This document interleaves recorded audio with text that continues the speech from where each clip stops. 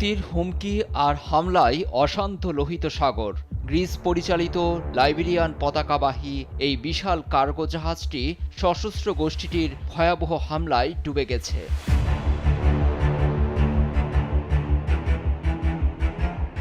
পণ্যবাহী eternity C জাহাজটি ২৫ ক্রুসহ Suez খালের দিকে অগ্রসর হচ্ছিল। এমন সময় একযোগে শুরু হয় ড্রোন ও রকেট হামলা। আগুন ধরে যায়। দুদিন পর বুধবার ডুবে গেছে জাহাজটি। এর ভিডিও ধারণ করে তা প্রকাশ করেছে ইরান সমর্থিত সশস্ত্র গোষ্ঠীটি। খবর পেয়ে ঘটনাস্থলে রওনা হয় ইউরোপীয় ইউনিয়নের নৌবাহিনী। কয়েকজন ক্রুকে জীবিত উদ্ধারের দাবি করেছে তারা।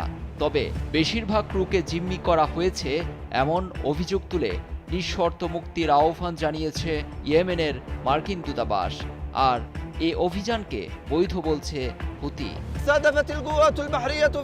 এটার্নিটি সি কার্গো জাহাজটি ইসরায়েলের দখলকৃত ফিলিস্তিনের এইলাত বন্দরের দিকে যাচ্ছিল।